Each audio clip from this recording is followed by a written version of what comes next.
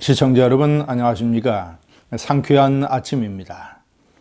어제 문재인 대통령이 청와대 인사수석과 법제처장, 국세청장 인사를 단행했습니다. 그 인사를 보면 이제 문재인의 선구안 수준이 우물안 깨구리를 넘어서 고도 근시 우물안 깨구리,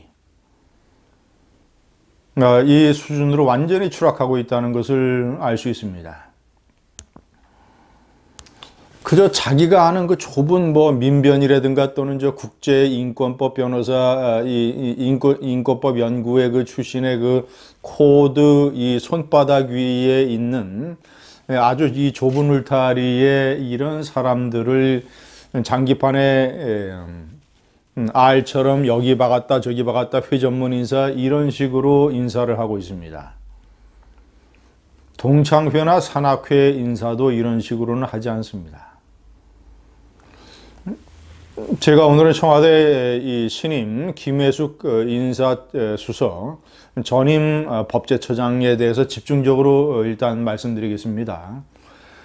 저는 여러 번 강조를 했습니다. 청와대 인사수석이라는 자리는 대단히 중요한 자리다. 무엇보다도 이 정권의 선구안 수준을 나타내는 자리다.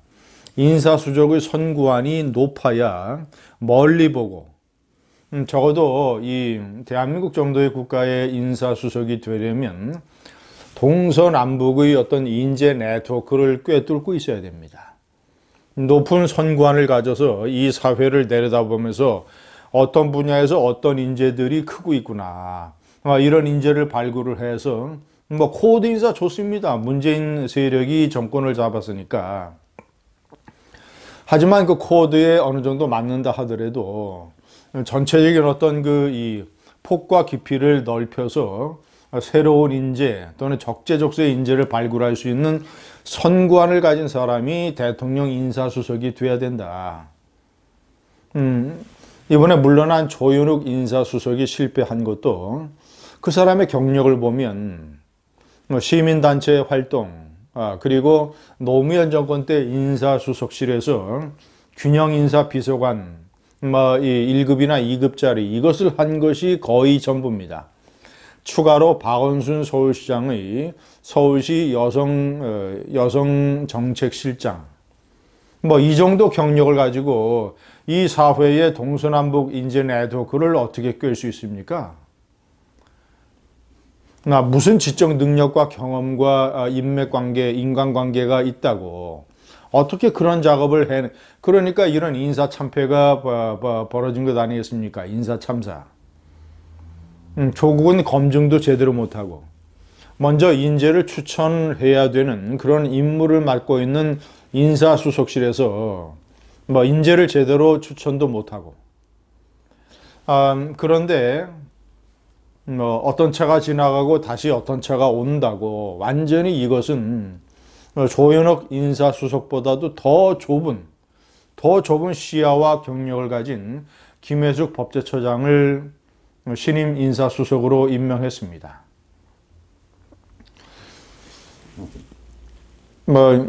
이 김혜숙 신임 수석은 사법업 시험을 패스하고 판사도 못하고 검사도 못하고 변호사, 노동관계, 노사관계, 저는 노동인권 변호사라는 표현에 동의하지 않습니다. 노사관계 변호사죠. 정확하게 얘기하면 노사관계 변호사를 하고 싶다고 문재인의 부산에 있는 법무법인 부산에 연락을 해서 그래서 그 부산 법무법원에 조인을 했던 문재인의 변호사 동료 그렇게 시작을 해서, 그리고 이 사람의 경력이라고 하는 것은 과거 이제 이 좌파 정권에서 과거사위원회의 비상임위원을 맡았던 정도, 그리고 변호사 활동은 민변, 여성변호사회 이런 활동이 전부라고 할 수 있겠습니다. 그런 사람을 법제처장을 시킨 것도 문제지만 그저 그런 사람을 법제처장에 시켰던 이유는 자기 부산 법무법인에서 자기의 밑에 부하 변호사로 한솥밥을 먹으면서 변호사 활동을 같이 했다라는 것. 이거 외에는 없습니다. 그저 자기하고 코드가 맞고 자기가 부려먹기 쉬우니까 이 나라의 중요한 법령을 해석을 하는 법제청장이라는 자리에 앉혔던 것입니다. 역시 자기가 필요한, 문재인이 필요한 헌법이라든가 법률의 이 유권 해석에서 완전히 문재인에게 아부하고 문재인의 입맛에 맞는 그런 왜곡된 이 법령의 해석을 내놨습니다. 제가 올려놓은 두 가지 케이스를 말씀드리겠습니다. 1번, 김대중 대통령의 부인 이희호 여사의 경우를 위해서 대통령 경호법을 완전히 고무줄로 비틀어서 해석을 해버렸다.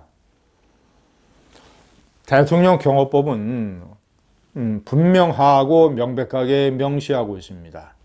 전직 대통령과 그 배우자에 관한 경호는 최대 15년에 한한다. 그 최대 15년에 한한 것이 끝난 게 지난해 2월입니다. 자, 그렇다면 당연히 그 이희호 여사의 경우는 대통령 경호처에서 경찰로 넘어가야 됩니다. 지금 전두환 노태우 대통령에 대한 경우가 그런 것처럼. 자, 그런데 이 문재인 대통령은 자기 좌파 정권의 원조, DJ, 동교동 세력, 호남 세력, 이 세력의 눈치를 보고 또 코드를 맞추느라고 대통령 경호법을 완전히 어겨가면서 먼저 연장 경호를 지시를 했고 법제처의 유권 해석을 슬쩍 맡겼습니다. 아니나 다를까 법제처가 어떻게 했겠습니까? 이상하게 해석을 해서 필요하다면 경호처장이 판단을 해서 필요한 인사에게 경호를 제공할 수 있다는 조항을 확대 해석을 해서 아주 잘못된 것입니다. 왜냐하면 전직 대통령과 배우자에 관한 경호 조항은 따로 명시되어 있기 때문에.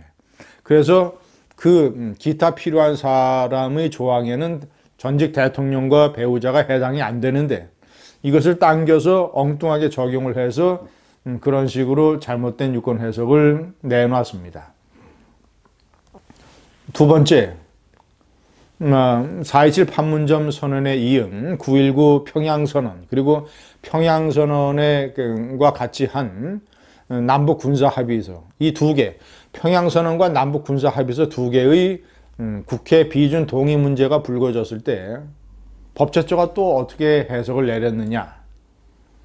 명백하게 시청자 여러분, 평양선언은 남북 철도 도로 연결 또는 북한에 대한 경제적인 지원 이런 걸로 인해서 한국의 국민들에게 막대한 재정적인 부담을 지우는 것이기 때문에 헌법 그리고 남북관계 발전법 이 헌법과 관련 법률에 따라서 평양선언은 국회의 비준 동의를 반드시 받아야 됩니다. 남북군사합의서도 마찬가지입니다. 남북군사합의서의 앞부분에는 가장 중요하게 무엇이 들어있느냐. 서로가 상대방에게 침입하거나 공격하거나 점령하지 아니한다. 상호 불가침 조약이죠. 상호 불가침 조약은 대표적인 안전보장 조약입니다.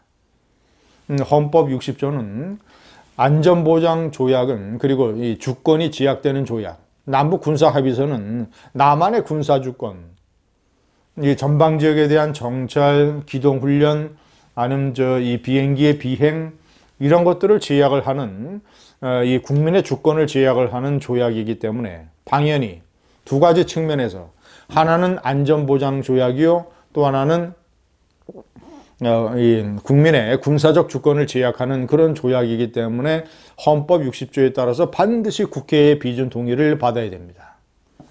그런데 엉뚱하게 이 헌법과 관련법의 조항은 완전히 비틀어서 내팽개쳐버리고 판문점 선언에 대한 국회의 비준 동의 절차가 진행 중이므로 이렇게 얘기를 했습니다. 자, 그것도 결국은 비준 동의가 되지 않았지만 어쨌거나 국회에 제출이 되고 비준 동의 절차가 진행 중이므로 그것의 후속 합의서의 성격인 평양선언과 군사합의서는 국회 비준 동의가 필요 없다라는 이런 거의 소설 같은 유권 해석을 내렸었습니다. 3번 제가 조금 전에 앞부분에 설명을 해드린 우물안 개구리의 고도 근시 우물안 개구리 코드. 4번 경력이라고는 인권 변호사밖에 없는데 어떤 선관으로 동서남북을 내려다볼 수 있겠는가? 신임 법제처장에는 김형현 바로 직전의 법무비서관, 사법부의 부장판사로 있을 때는 양승태 전 대법원장을 사법부 독립을 해쳤다고 그렇게 비난을 해놓고 자신이 사법부 독립을 그렇게 외치다가 부장판사를 그만둔 지 이틀 만에 쪼르르 문재인의 법무비서관으로 갔던 사람. 그 사람을 국제인권법연구회의 간사 출신, 그 사람을 신임 법제처장으로 임명을 했습니다. 고도근시 우물안 개구리의 난폭하고 속 좁은 인사 정책 때문에 이 나라가 우물안에서 신임하고 있습니다. 감사합니다.